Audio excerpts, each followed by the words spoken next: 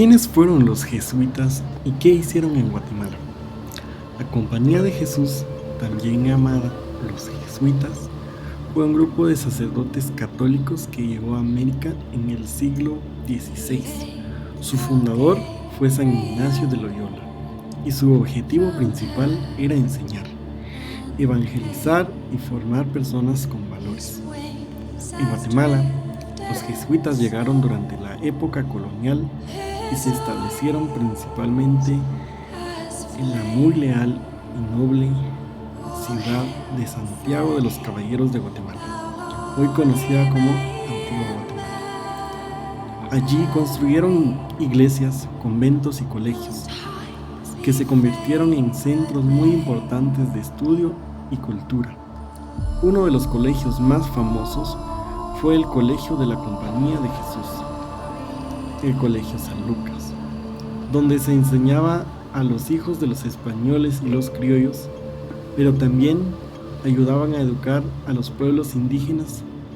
Su meta era que las personas aprendieran no solo conocimientos, sino también fe, disciplina y buenas costumbres. Gracias a los jesuitas, la educación en Guatemala colonial empezó a tener más orden, estructura y calidad. Yo voy a explicar cómo enseñaban y qué aportaron a la educación los jesuitas. Los jesuitas fueron conocidos por su excelente método de enseñanza. Se llamaba Ratio Studiorum. Este método organizaba las clases por niveles y por materias y pedía que los maestros fueran exigentes, pero también pacientes y atentos con sus alumnos, tratándolos siempre con amor. En sus colegios, los estudiantes aprendían sobre lectura y escritura para poder comunicarse mejor, gramática y latín, porque eran esenciales para leer libros religiosos y científicos, matemáticas y ciencias básicas que ayudaban a formar la mente, sobre religión, moral y valores que los ayudaban a tener una buena conducta, oratoria y retórica que enseñaban a hablar y escribir correctamente, y además de enseñar, los jesuitas aprendían las lenguas indígenas como el cachiquel o el quiché para poder explicar mejor la religión y enseñar a los pueblos originarios. Los estudiantes jesuitas eran educados para ser honestos, responsables y solidarios. Muchos de ellos luego fueron sacerdotes, maestros o personas muy influyentes en la sociedad coloquial, y su educación ayudó a que Guatemala tuviera mucho más personas preparadas, lo que fortaleció la vida cultural de Guatemala y religiosa. Yo voy a explicar la influencia en la cultura, el arte y la sociedad. Los jesuitas tuvieron una gran influencia en la cultura y las artes en Guatemala. En arquitectura, construyeron iglesias y colegios con estilo barroco como el templo y convento de la Compañía de Jesús en Antigua Guatemala, que hoy son monumentos históricos.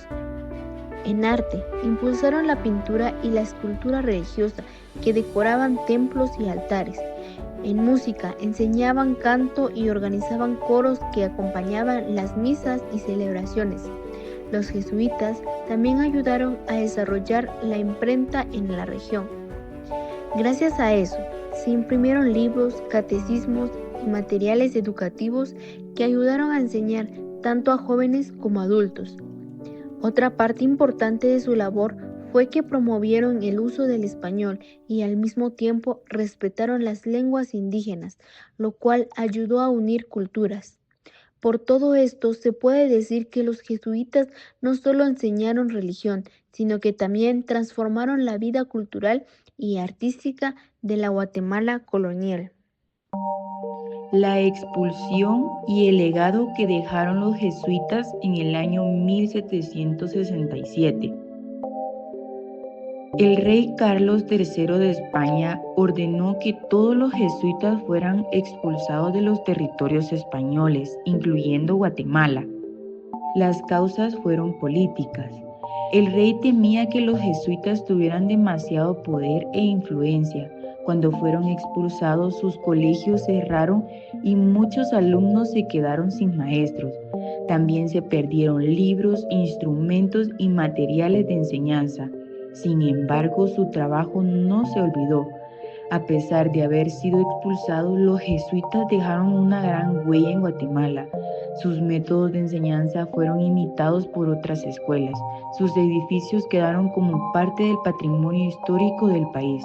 Su influencia cultural y artística se mantuvo en la música, la pintura y la arquitectura.